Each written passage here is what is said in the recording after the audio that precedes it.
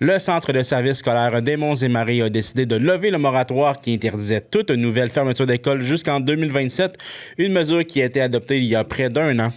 Cette décision, prise lors de la plus récente rencontre du conseil d'administration où nous étions présents, relance les inquiétudes des citoyens, des élus municipaux et des parents face à la possibilité de regroupement ou même de fermeture d'établissements dans les prochaines années, particulièrement dans les plus petites municipalités du territoire.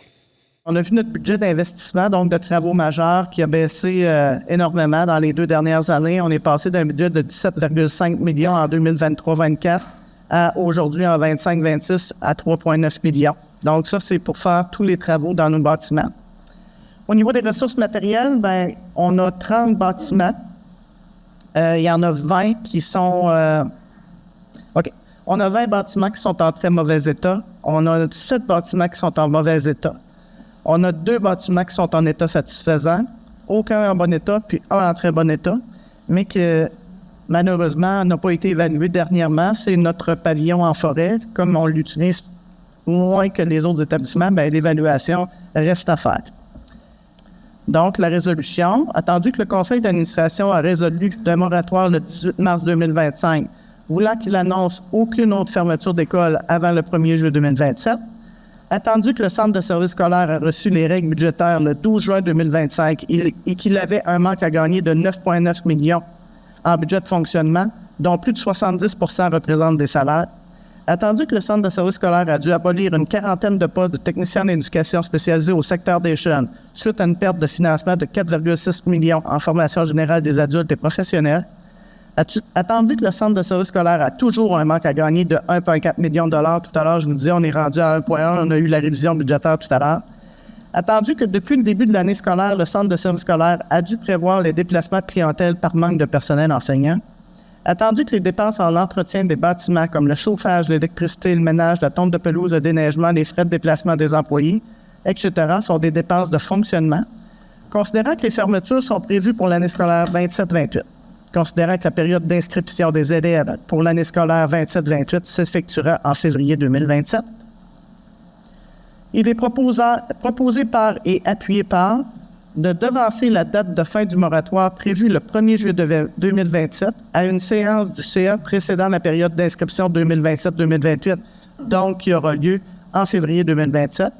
De mandater la Direction générale de débuter le processus de consultation par un avis écrit au plus tard le 30 juin 2026. Alors, il est proposé par M. Levasseur ainsi que Mme Deroy. Donc, on a produit un communiqué pour informer les parents des intentions du Centre de services scolaires de peut-être suspendre des services dans certains établissements l'an prochain. La cause première de ça, c'est que cette année, on fait vraiment face à une grande pénurie de personnel enseignant. D'ailleurs, vous avez dû voir passer dans les médias, il s'en est fallu peu pour qu'on doive déménager 24 élèves de l'école Forimont primaire de Cozapscar dans d'autres établissements de Lac-aux-Saumons et d'Amqui parce qu'on n'avait pas de ressources enseignantes pour pouvoir venir récupérer la charge du groupe. Heureusement, quelqu'un a levé la main, mais à chaque fois qu'on a une absence présentement, c'est ce qu'on doit s'attendre, que quelqu'un lève la main. Et ce qui a aussi comme impact pour les élèves, c'est que présentement, la plupart des gens qui lèvent la main, ce sont nos enseignants en orthopédagogie, qui œuvrent auprès de la clientèle la plus vulnérable, donc les élèves qui ont les plus grandes difficultés d'apprentissage. Donc, si on veut viser la réussite, on veut essayer d'éviter ce genre de situation l'an prochain.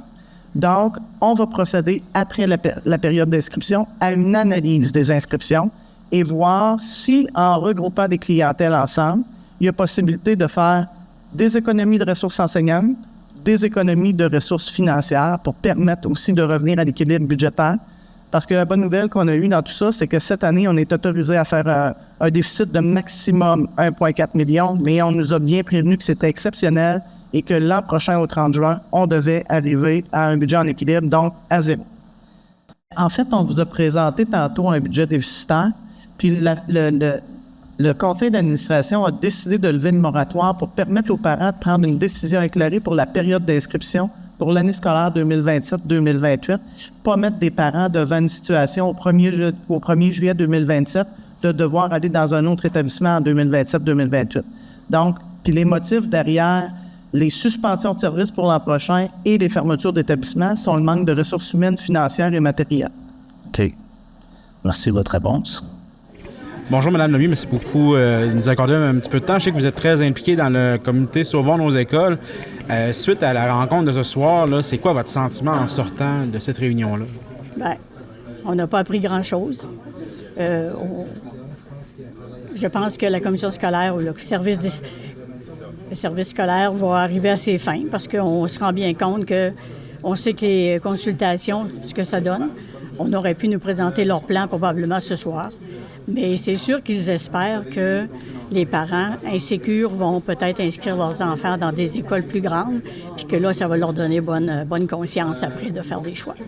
Est-ce que vous pensez qu'il y a un manque de transparence au niveau de la commission du centre de service scolaire? C'est sûr que c'est un manque de transparence. Et qu'on ne puisse pas avoir les réponses à nos questions dans la période des questions du public, bien déjà là, c'est parce que c'est ça qu'on est là pour ça. Pour avoir des réponses. On n'en a pas. Merci beaucoup, Mme Lemieux. Ouais. Monsieur Carrier, merci beaucoup d'être avec nous. Suite à la rencontre là, qu'il y a eu ce soir, comment vous vous sentez face à l'avenir de l'école de Saint-Amand? Bien, c'est sûr que je suis inquiet. C'est sûr qu'on en repart en arrière. Fait que c'est un début, c'est un autre début. C'est ça qui est malheureux. Qu'est-ce qui vous a inquiété beaucoup ce soir? C'est la levée, j'imagine, du moratoire? Bien, c'est sûr, parce que là, on pensait qu'on était... Bien, je savais qu'il y avait des interventions de fait pareilles, mais je pensais qu'on était quand même lousse jusqu'au mois de juillet 2027. Là. Donc là, la crainte, est-ce que c'est pour une fermeture pour l'année qui s'en vient déjà? Ou... Bien, moi, je pense qu'ils veulent déjà se préparer, fait que c'est sûr que, oui, c'est là qu'on s'en va. Qu'est-ce qui mène à cette décision-là, selon vous? Bien, moi, je pense que c'est toutes les situations. C'est sûr qu'il y a des problèmes avec les employés, mais je pense qu'il y a du travail à faire. Fait qu'il faut y brousser, il faut vraiment travailler, puis essayer de trouver des solutions, puis essayer ensemble. Merci beaucoup. Ça fait plaisir. Pascal, suite à cette rencontre-là, comment est-ce que tu sens la tension du public face aux fermetures d'école? Qu'est-ce que ça te fait de voir ça? Je suis comme les parents, je suis comme les élus municipaux, je suis inquiet. C'est pas pour rien qu'un mardi soir, je suis ici, à l'école Armand-Saint-Ange, j'ai passé plusieurs heures à écouter c'est quoi les intentions d'un centre de service scolaire. On a évoqué dans un communiqué récemment des potentielles fermetures d'écoles, ça inquiète beaucoup de monde, ça m'inquiète moi. On les a pas nommés encore. Alors là, le suspense là, se poursuit jusqu'au mois de mars. J'ai des questions à poser. Il y a deux enjeux.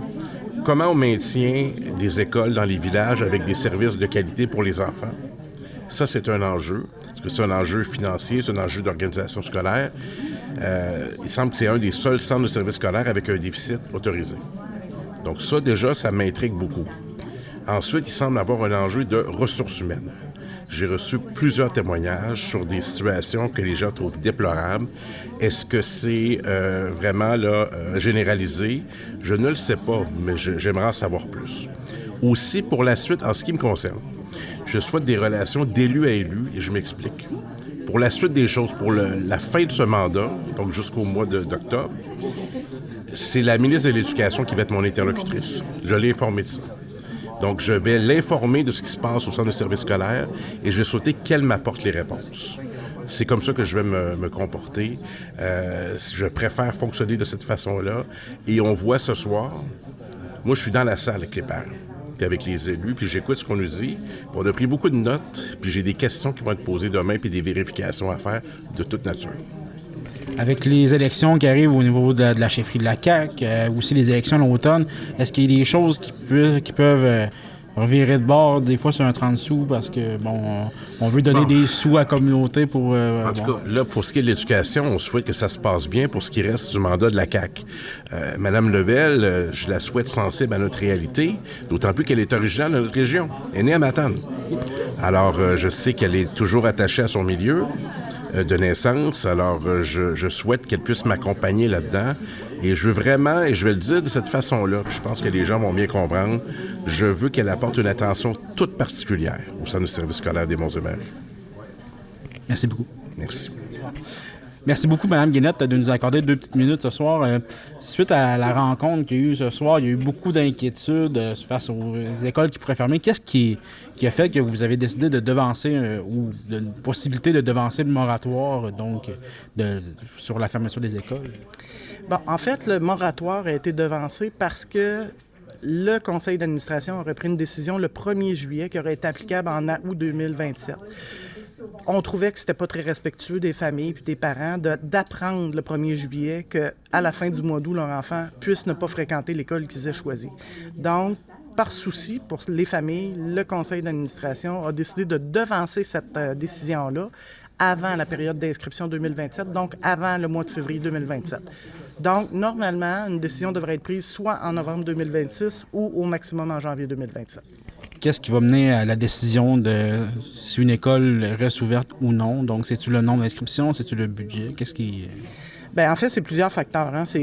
Nous, ce qu'on souhaite, c'est économiser des ressources humaines, surtout les ressources enseignantes, revenir à l'équilibre budgétaire. Donc, si l'entretien de bâtiments, moins d'entretien de bâtiments peuvent nous permettre de revenir à l'équilibre budgétaire sans toucher à des services aux élèves, c'est ça qu'on va regarder. On va regarder aussi la capacité du centre de service scolaire d'effectuer ces mouvements-là de jeunes, parce que ça demande des déménagements, ça demande des réaménagements. Donc, tout ça va être évalué. Et si les conditions sont remplies, la recommandation du conseil d'administration va être de dire, bien, on regroupe ces clientèles-là de tel milieu. Est-ce que vous avez déjà une idée de quelles écoles pourraient être touchées ou ça reste confidentiel? À l'heure actuelle, on n'a pas d'idée de quelles écoles vont être recommandées pour la prochaine année parce qu'il faut absolument connaître la clientèle scolaire, l'inscription dans chacune des écoles. Merci beaucoup, Mme Guénette. Ça me fait plaisir. Bonne soirée.